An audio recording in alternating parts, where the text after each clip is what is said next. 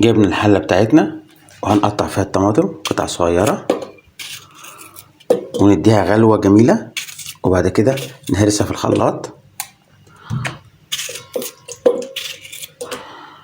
عشان ما تاخدش معانا سوا. العملية مش هتاخد معانا اكتر من نص ساعة بالظبط. تفريزات رمضان، كل سنة وانتم طيبين. هنعرفكم كل خطواتها وكل التكات بتاعتها. كان نفسي الشيف ياسين يكون معايا